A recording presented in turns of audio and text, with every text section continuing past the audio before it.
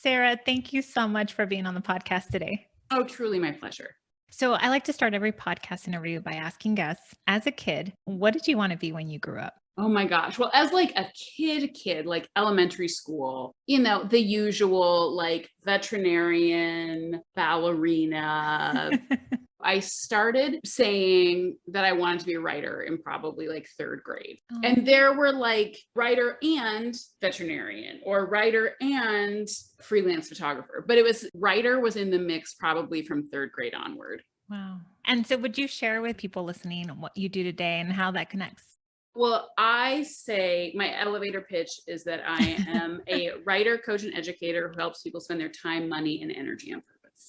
And so writing is a big component of that. Yes. Yeah. I write blog posts. I write courses. Occasionally I'll write articles for publications. And in my previous life, before I was fully self-employed and sort of a professional internet human, I was a journalist for newspapers. I worked in advertising. I worked in PR. So I've sort of all of the jobs that you can have that involve stringing words together, I've had them in some form. That's awesome. Well, and tell us about the work you do today. How does that show up? Probably like you, I have a variety of income streams, but mostly I do online courses, online workshops, and I also do one-on-one coaching. I very occasionally do consulting with big companies. I very occasionally lead corporate workshops or lunch and learns, but most of it is education in some format for humans who want to spend their time, money, and energy on purpose. And so sometimes that's helping people figure out, why do I keep buying things I don't need?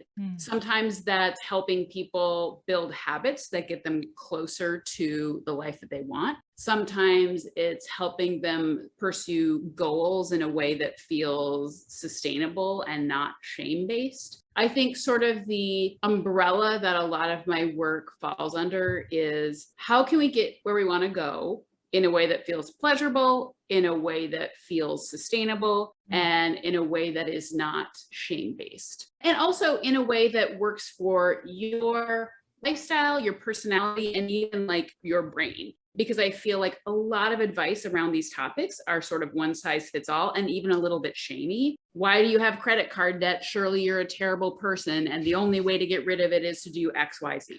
Or like, why haven't you started a meditation habit? There's only one way to do it. Here's how you do it. And if this doesn't work for you, then your brain's broken. So I try to teach these things in a way that's accessible to people, whether you are neurodivergent, whether you have multiple children, whether you are a single person who has plenty of free time and discretionary income. I try to approach these topics from lots of different sides. I was a teacher, a classroom teacher for years. And anyone who's listening to this who was a classroom teacher knows that when you build a lesson plan and you're teaching 36 children, you don't teach one topic in one way and then feel confused when only 7 of the kids get it. You have to teach any given topic in lots of different ways to work with lots of different learning styles. And I also have my master's degree in applied linguistics. And I did lots of research and studying when I did that master's about neurolinguistics, brain plasticity, that kind of stuff, which is surprisingly helpful to the work that I do now, sort of helping people change the way they think about things, change their neural pathways. So I try to make work that is accessible and inclusive and compassionate.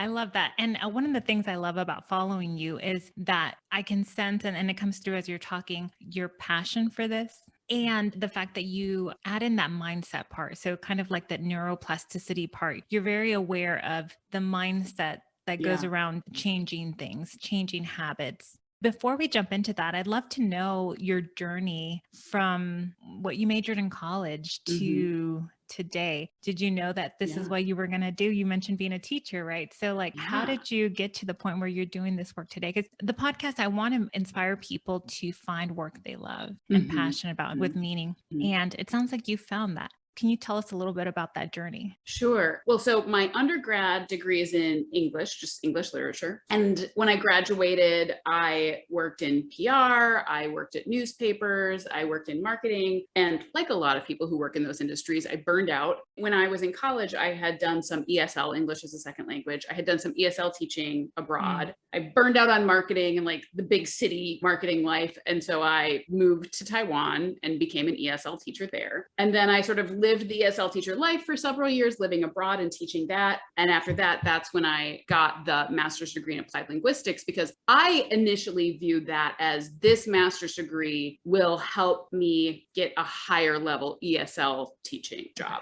That was the plan going in. Yes. Yeah. And I had been living abroad for 7 years. And after I finished grad school in New Zealand, I moved back to the US and I really struggled to reacclimate. I really, really struggled with reacclimating to life in the US. And I wanted a creative outlet. And so I had been reading blogs for a long time. And I thought, I know how to write. I have a background in marketing. I feel like I have interesting things to say. I'm going to start a blog just because I needed something to do other than think about like how my life now was not nearly as fun as it had been.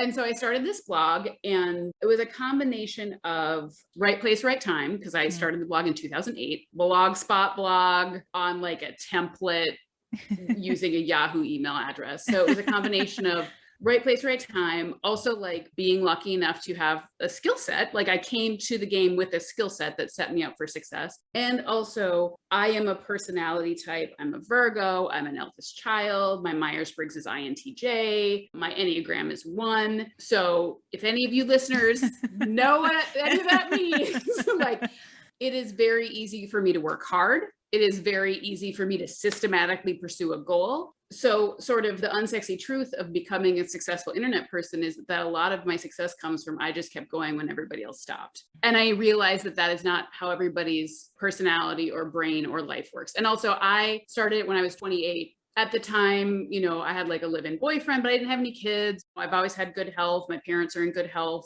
I was paying down school debt, but I didn't have like stuff in my life that was sort of distracting me or pulling me away from this. So I was also lucky to have years and years of time. I got married for the first time and became a stepmom when I was 36. So I had almost 10 years where I could fully pour myself into this pursuit, which is also very lucky. And I also know that, you know, not everybody has like 8 years to pursue a goal. You know, a lot of us are splitting our time and attention across a lot of different things. Well, that's really compassionate of you to share and very generous, because I think a lot of people compare themselves to other people on the internet and don't realize that their situations are different, right? So if somebody's a new mom, or if somebody's trying to balance a full-time job and then start, you know, whatever it is. So thank you for sharing that, because I think that makes a difference. It really does. And I always wish, like, I want to know that about the people that I follow. Like, I want to know, I always really appreciate when people say, like, I got my business off the ground with money from my parents, or I was able to launch my business because my husband's income supports us. And I tell people all the time, like, so my husband is a state employee and he has the absolute Cadillac healthcare that you could ever, our healthcare plan is just mind blowing. He had a kidney stone removed and it cost us $16. Wow. And so most self-employed people, if you are not married or you're married to somebody who is also self-employed, like I don't have to worry. I know couples where they're both self-employed and they pay $1,000 a month for nothing. Yes. So I think it's so important to like be honest about that. I have sort of, obviously I've worked very hard for years and years and years to make this possible, but also I don't ever have to worry about health insurance because my husband has an incredibly secure job with great health insurance. And I also know people who, like, if their business flops, it's okay because their partner has a lot of money or they don't have kids, so they don't have to worry about college savings. So I always appreciate it when other people are upfront about that. So I try to be as upfront as I can be about that.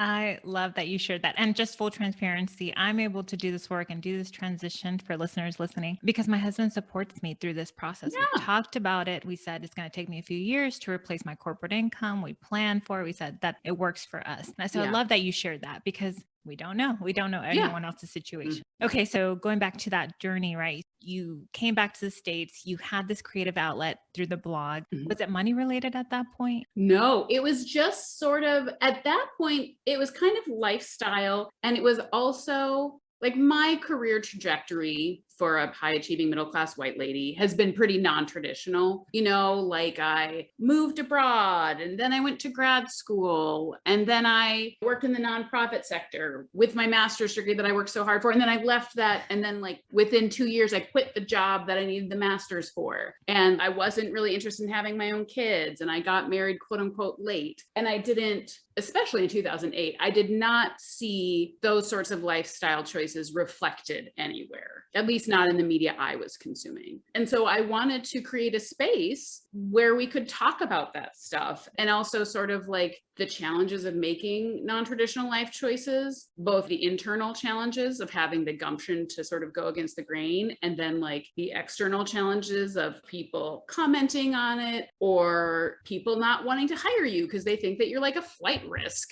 or like men fully not wanting to date you because if you're not interested in having kids in the next year, like their biological clock is ticking.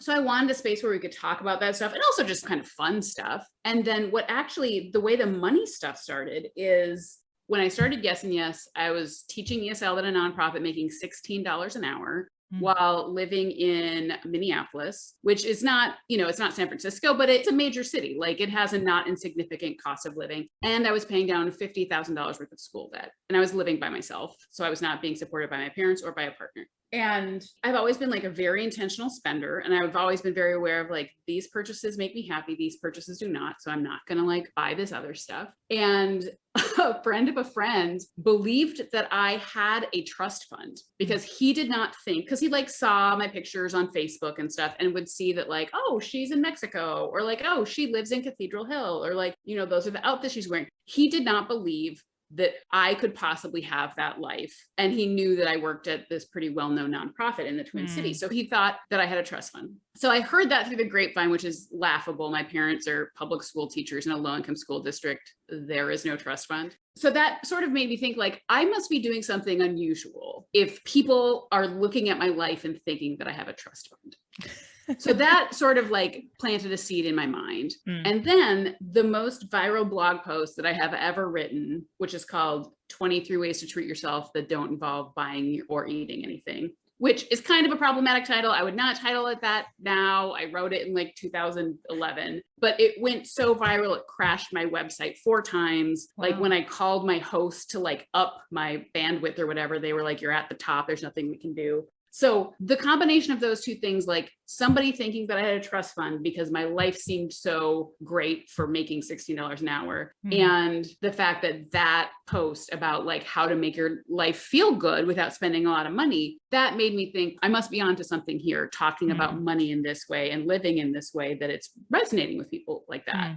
So that's when I started writing about money. And then when I wrote about money, what I sort of realized is a lot of the issue is that people have habits that don't serve them when it comes to spending. So then I created a course about habits and I started talking about habits. And then I realized when I was teaching the course about habits that a lot of people confused habits with goals. And they're not the same. So then I created a course about goals. And the other thing that I discovered across all of these, which I thought was really wild, was so much of my work starts with, okay, so let's figure out what makes you happy. So your spending can align with your happiness. So your habits align with your happiness and your goals align with your happiness. And a huge swath of the people who are going through my courses didn't have that first step. They didn't actually know what made them happy, so they couldn't align their spending with their happiness. So if you don't know what makes you happy, it's not some weird mystery that your spending is out of whack.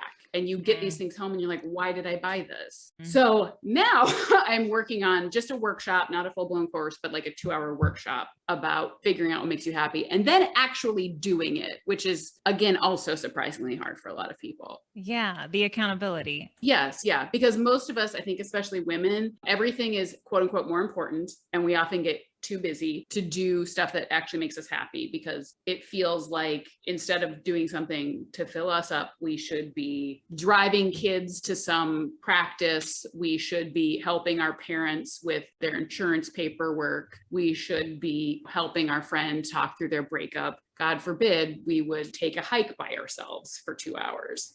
So what have you found that you want to share with people around happiness, and then how that ties up with money? You said it ties in perfectly, right? And then the mindset around that. Do you mind sharing some of that? Sure.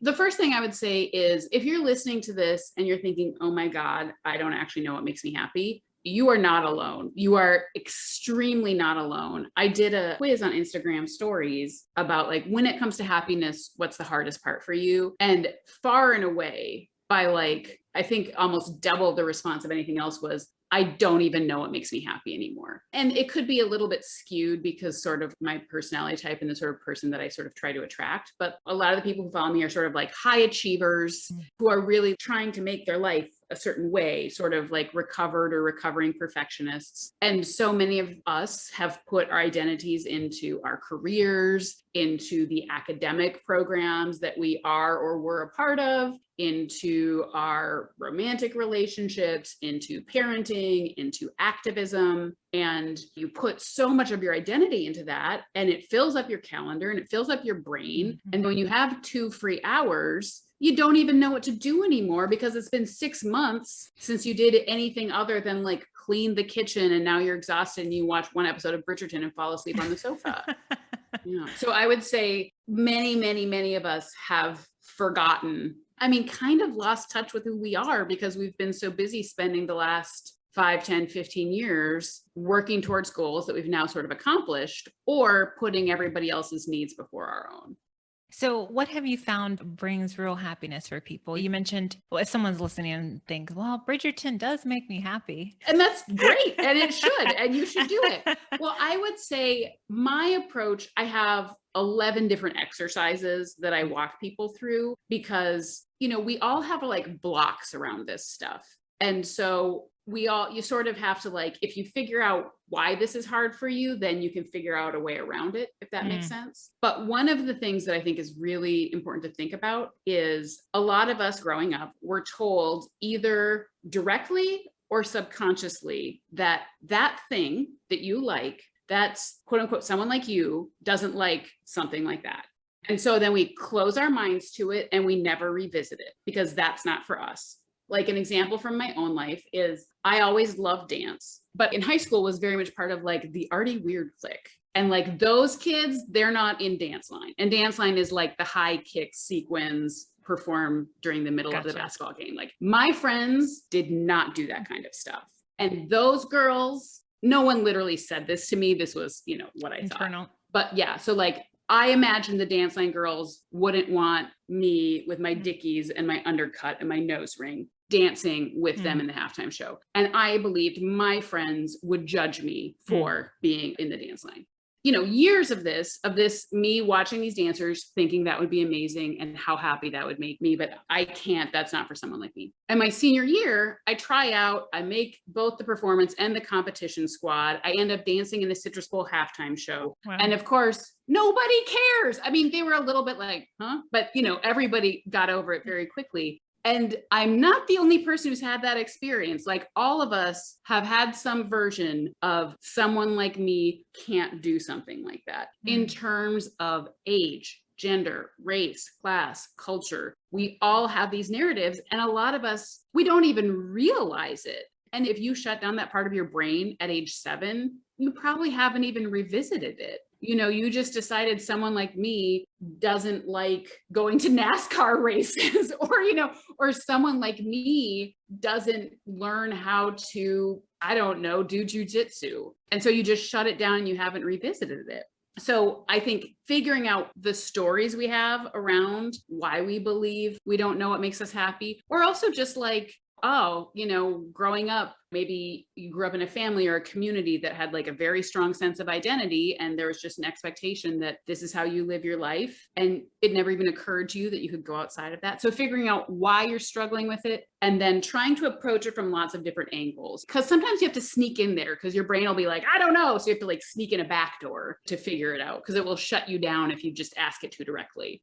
Yeah, no, I love that you shared that. I experienced that with work. So I used to be an accountant. I did that. I was the first in my family to go to college and my parents are immigrants. And so accounting was stability, was security, financial security. So when I wanted to leave, and I was married at that point already, to leave to do accounting, get my master's, all that, my dad said to me, are you sure you want to do that? what do you think? Because I already had the job that he felt was success, Yeah. right? Yeah. So for me, it was, even though I know I'm a coach and I was getting coached and all the things, it was still hard for me to Ah. kind of let that go because I felt like I was letting them down. Oh my gosh, yes. I tell people all the time, like, it takes so much courage to be who you are.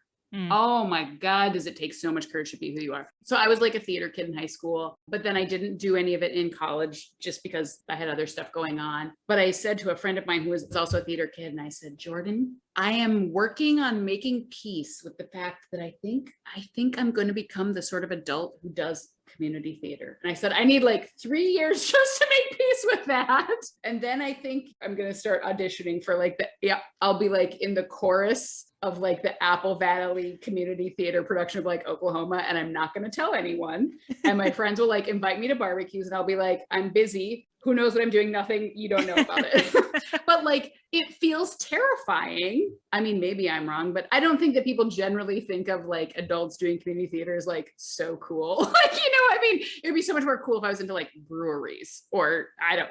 I know what you mean. Yeah, but that Yeah. is so cool. That is really But it's cool. like weirdly hard because we all have these ideas about what's cool, what's not, what's age appropriate, what's not, what someone like me is allowed to like and allowed to pursue. And like, what if you like this thing and it makes you happy and you're totally mediocre at it?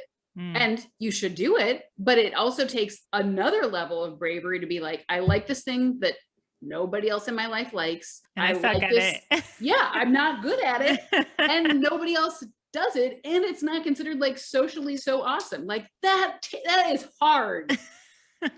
Yes, it's very hard. Well, I thank you for bringing it up because this applies to all areas of our life, our careers, the things we want to do just for fun. I was thinking about, I used to like art when I was little, but I never really pursued it because it wasn't the very serious thing. So I was just thinking the other day, I want to take a watercolor class. I think that'd be fun. And there's no benefit as far as my career or, I have kids, I don't have time, but I want to do it. So I think I'm going to sign up. Yes, you should. I think it'd be fun. Absolutely. So tell us, how does all of that tie into the money side? Because I love hearing you talk about the money side. I think it gets people really like pumped up. I know I've heard your interviews on other podcasts and I think, yes, I can do this. I can figure out a way to, boost my bank account or bank boost.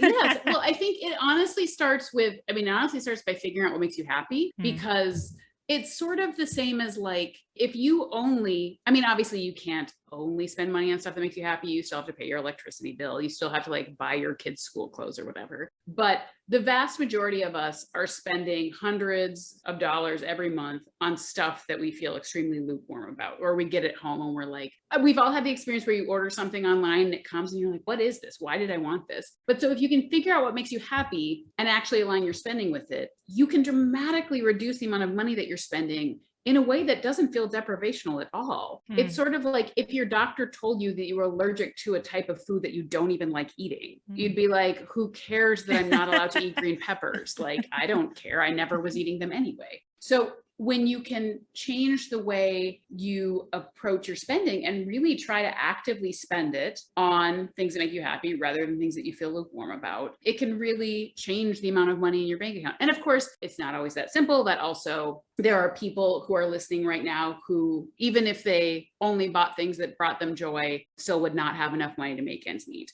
This advice about aligning your money with your happiness is applicable to like a pretty specific portion of people. That being said, the other thing that I talk about a lot is like the art of self-advocacy and how in all areas of our life, in money and goals and habits, your success correlates directly with how uncomfortable you're willing to be. I heard you say this on another podcast and I thought that was like a mic drop moment. Can you repeat that again? Yes, your success correlates directly with how uncomfortable you are willing to be. And I always try to think about it, especially in terms of money, like I only have to be brave for 5 minutes. I mean, not all the time. Like if you're negotiating with your boss in person, it's probably more like 20 minutes. But a lot of times it's sending an email, or like if you were going to pitch a bunch of like really fancy, impressive podcast guests, you could put together a template and then you put together a list of their email addresses and you customize it and you spend 1 hour being brave and uncomfortable and potentially get, 20 new podcast guests. Or really just 30 seconds hitting send too. Yes, truly. Yes.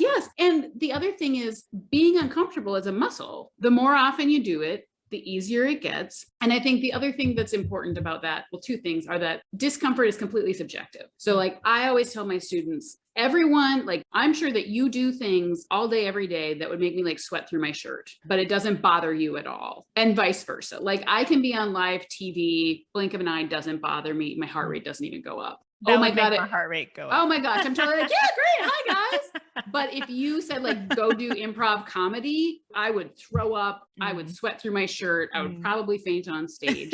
So I always tell people like your discomfort is subjective to you, and don't let anybody make you feel bad about the fact that it makes you uncomfortable to, you know, apply for that job. It makes you uncomfortable to send that Instagram DM, because you should be rewarding yourself and feeling proud of yourself for doing things that make you uncomfortable, not what like society in general deems as like an uncomfortable thing, but what is uncomfortable for you. And the other thing that we talk about in my courses is I challenge my students. We literally have a sticker chart. The goal is to do 20 uncomfortable things in our 4 weeks together. And we literally have a sticker chart, and you give yourself a sticker for every uncomfortable thing that you do, regardless of the outcome. So if you send an email pitch and the person ignores you, but it made you uncomfortable, you get to put a sticker on the sticker chart. Because when we deny ourselves a reward, or we deny ourselves a celebration until we get the end result that we want, we will be waiting forever.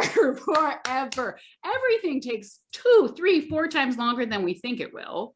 Or when the thing finally comes, you've been working at it for so long that you're exhausted and you're like, okay, you know, like we're friends on Instagram, you know that we bought a duplex. We saved for the duplex for about 1.5 years. It took us another year on top of that to buy the duplex. We bought the duplex so my mother-in-law could be our tenant. She literally only met with a real estate agent last week. So from the moment that we decided to buy a duplex to the moment when she is our tenant, it will truly probably have been like 3.5 or 4 years. We anticipated this being like a 1.5 year process. And we all have that experience probably for everything in our lives. Oh, I love what you just talked about. That is so powerful. It applies to everything in our life. Yeah. And you're celebrating. Every time we put a little sticker is a celebration of progress, of the journey. I once heard someone on a podcast that I started applying to my life, which was get 5 no's a week. That is the measure of success, not the 5 yeses. In regards to podcast outreach. And I love that. And then even reaching out to you, I was nervous. I was like, okay, if she says no, it's my no. It's one of my no. Yes, truly. Yes, I absolutely. In one of my courses, I set it up so you have like, what are your 5 things you're going to do at like 1, 2, 3, 4, 5, and then a slot where we write our reward. 1, 2, 3, 4, 5, reward. 1, 2, 3, 4, 5, reward. And then you like have to, quote unquote, have to give yourself the reward, because otherwise people will blow through it. Yeah, this is what I see in coaching conversations all the time. It's like trying to blow past the celebration. It's like, oh yeah, I did say that was my goal, but now I'm on to the next thing. Yes. Stop and celebrate. Oh my gosh, the never ending goalpost moving. We all do. I certainly, like, I have to constantly be like, my day-to-day life is beyond my wildest dreams when I was 27 years old. And I try really hard to be grateful for it. But you know, that, what is it? The hedonic treadmill, that's real. I think I read somewhere that we can become acclimated to any life improvement within like 2 weeks. Oh, Like it is so fast. Wow. Yeah, I believe that. I believe that. So what are some of the things that you've challenged your students in your courses to do that are uncomfortable, like around money? So some of the listeners can get ideas. Sure. Well, I tell them to negotiate down every blessed bill that they can negotiate down, because we all do the thing, you know, new customer bonus for CenturyLink. And so, you know, it's $65 a month, and then it like slowly keeps creeping up. So to look at like every bill you have and try to negotiate it down. And the thing that I tell students all the time is it costs businesses 3 times as much to get a new client as it does to maintain an old one. So you are negotiating from a place of power. Also, they're all bajillion-dollar companies that probably got PPP loans that they didn't need.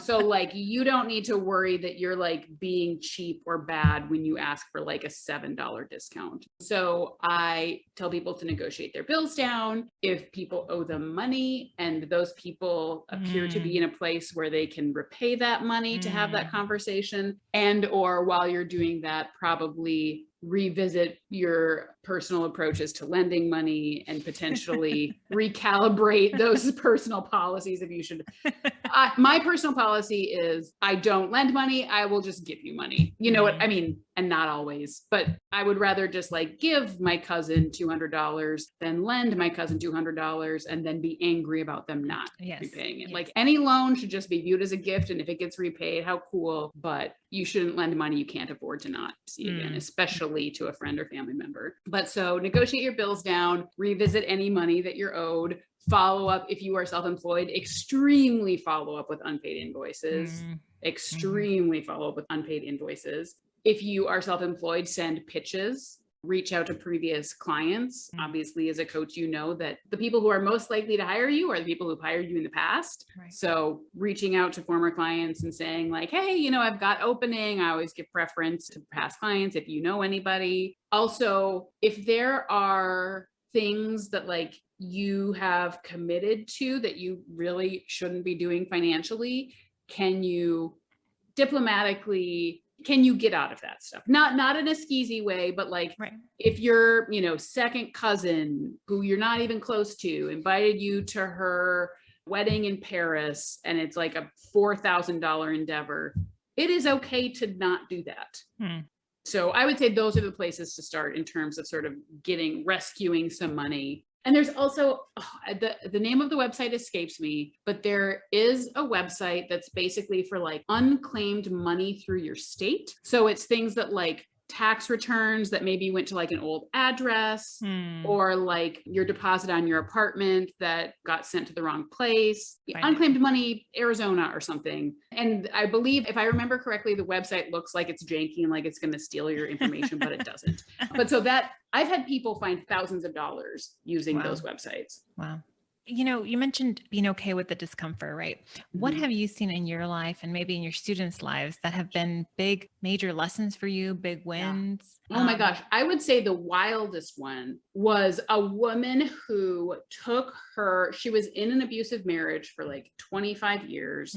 She left her husband and he was supposed to be paying her alimony, but he was not. And because he had been abusive, she was afraid to take him to court. And this is mind blowing because Bank Boost is like a $97 program. And Bank Boost is the course that Yes. Bank Boost is my course about money stuff. But so she took Bank Boost and I kept talking about like, get uncomfortable. And she took her ex-husband to court for alimony back pay. And he paid her thousands and thousands and thousands of dollars and all of her legal fees. Wow. And she took the stuff, I think if you look back at my Instagram far enough, you can see the screenshots of it that she told me that I could share anonymized. So she took Bank Boost like 2 years ago and she got the back alimony and then she applied. And in the email, it's like, you know, my hope is that I'll be able to save enough to buy a house of my own. And then 2 years later, she sent me an email and said, I have been applying what you taught me for 2 years and I just closed on my house. Oh. And again, it's a $97 course. So I would say that is like the most mind-blowing example of being uncomfortable is taking your abusive ex-husband to court.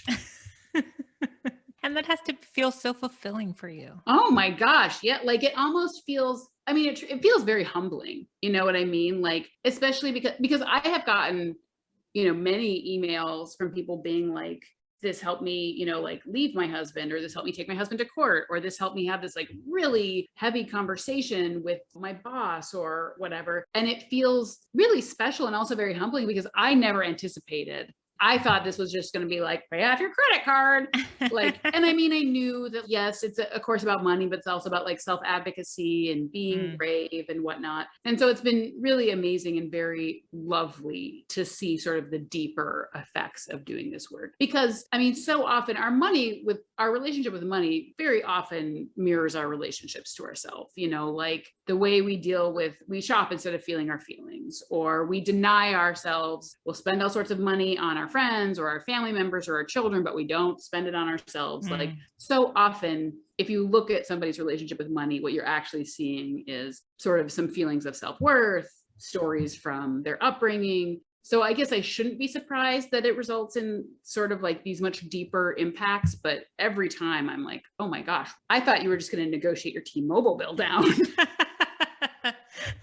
Which I remember listening to the podcast. You were on another podcast, and I remember talking to my husband about it. And they were trying to up our internet bill, and he called, and he actually got it lowered from what we were paying. Yes, yes, yes, yeah. And I always tell people, again, you only have to be brave for 5 minutes. Like you're brave for 5 minutes, and then your bill's lower for like months and months or Yeah. years. Yeah, it translates into real money. Yes, absolutely. So, as far as uncomfortable situations for you where you've kind of pushed through the discomfort Yeah. and it's been like a big lesson for you, a big learning opportunity for you, a big win, what have you experienced that has? Well, I'll tell you one that was just literally this week. So we have this duplex and we are renting out the lower unit while my mother-in-law gets ready. And being a landlord is new to me.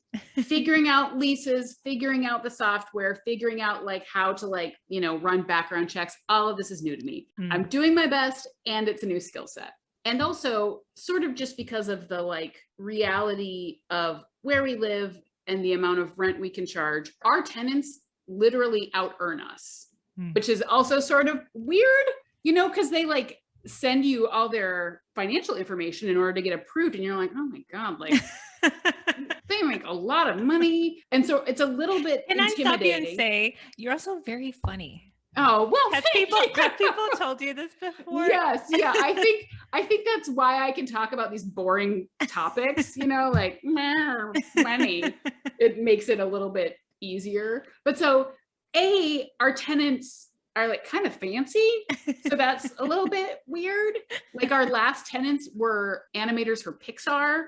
Oh, cool. Because who had like left the Bay Area or left LA or whatever during the pandemic. And so that's a little bit intimidating to have these like cool, kind of like fancy people, you know, trying to live at our house. So that's weird. And also the skill set that I'm like trying to learn, but like, well, and so there had been this thing with the paperwork and essentially I undercharged them. And I was feeling a little bit like awkward about saying like, oh, you actually owe me more. And it was a difference of like $132. And it was in the grand scheme of like thousands of dollars. And so I kind of thought, oh, you know, are they going to think I'm unprofessional? That I follow up and I'm like, well, can you send me more money? Are they going to think I'm being sort of like cheap? Like I just sent you thousands and thousands of dollars and you want 132, you know? So I felt sort of, that's very real. And so I felt really awkward, but then I was like, how can I be leading people and teaching people and talking about getting uncomfortable? And I'm unwilling to send like an email with a very legitimate, oh, I updated this line in the lease, but I didn't update this line and the prorated blah, blah. And so I just sent an email and I was like, oh, ridiculously, I updated this line. I didn't update the other line. So those other 2 days weren't included. Could you just Venmo me this much? And he was like, yep, sure, great. And so he super didn't care, again, because they make a buttload of money. And I was like, okay, I can be authentic. You know what I mean? Like I'm living the stuff that I'm asking my students to do. I can do hard things. You know, I can email somebody and ask them for the money they owe me. So yeah, so that was my most recent uncomfortable thing. I love that. And I love that you shared something recent too, because someone listening might say, well, it's easy for Sarah because no, you know, like whatever. Yeah. Oh yeah. Like once a week. So I have a free Facebook group, Money and Happy Facebook group. It's free. It's lovely. Everybody listening should join. And I would say like at least once a month. What's the name? Money and Happy. Money and Happy. Okay. I'll link it. And so like probably once a month I pop in there and I'm like, okay, you know, like if you've done Bank Boost, you know how I always talk about being uncomfortable. Here's my uncomfortable thing. Or like another example was I had bought some potting, like a big bag of potting dirt at Ace Hardware. And it was like $13. And I came home and my husband had also bought a giant bag of potting dirt. And so we didn't need both, but it feels dumb and weird and inconvenient to like load up a giant bag of dirt and drive back across town and then like wheel it into Menards and be like, oh, I want to return this dirt. Like it feels sort of like a little bit embarrassing and kind of inconvenient, but like we didn't really have that much extra space in our garage. We certainly didn't need it. I would rather have $12 to spend on something else. And so I did it because that's what I teach and that's what I live. I love that you shared that because, I found that in my life too. If there's something that I need to sell or return, it just, even if it's small, it does feel good because it's like I'm being intentional.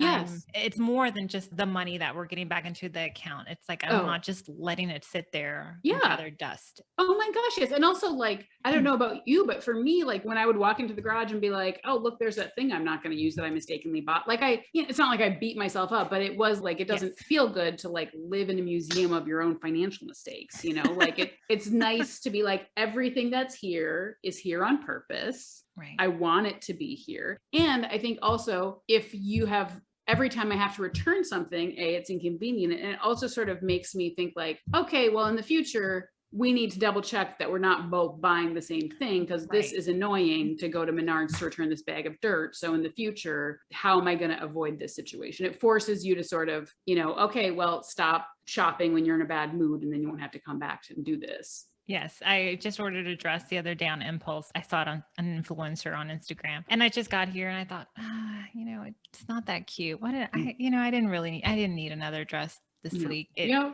And then also, I like to tell my clients about a concept called tolerations, which is the little things in our life that drain our energy, like the stack of mail in the corner that's been gathering dust, or the curtains that we've been meaning to change, Oh, the uncomfortable desk chair. We kind of dismiss it because they're small. They mm. drain our energy. And Yeah. so seeing things we've purchased that we don't really need, Yes, every time we look at it, oh man, it's an energy drain. it really is. And so I love that you just shared that because it's true. And then it Mhm. boosts our energy to know that the things around us are intentional and that we're Yeah, not just being wasteful. absolutely. Mm. Thank you so much. So, where can people find you? Where can people purchase your course, follow along Mhm. your journey? Tell us all the things. So all of my writing, starting back all the way in 2008, lives on yesandyes.org. And you can also, I have a bunch of free workbooks there about figuring out what makes you happy, a bunch of like sort of fast, easy things you can do to rescue money. To I'm on rescue money. I love that. Yes, yeah. And I am on Instagram stories basically every day. And then I have my free private Facebook group, Money and Happy, which is very active. And the people in there are so lovely. Like someone will be like, what credit card with great perks do you have? And like within an hour, there will be like 45 incredibly thoughtful comments. Like it's a really lovely group and it's totally free.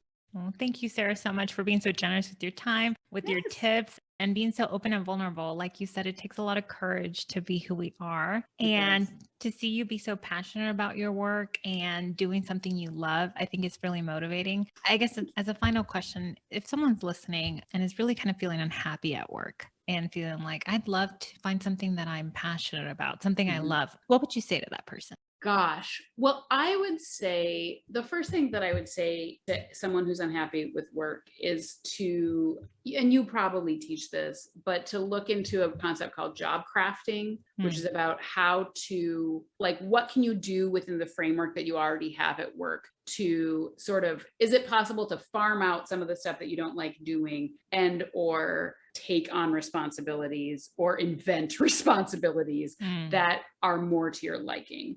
Because in a perfect world, we would all be able to like quit jobs we hated tomorrow. But, for a lot of people, that's not an option. So I would say look into job crafting. I would also say while you're in the process of looking at different careers or looking at different jobs within your current career is to really make for sure that as much as you can to fill your life outside of work with stuff that truly fills you up.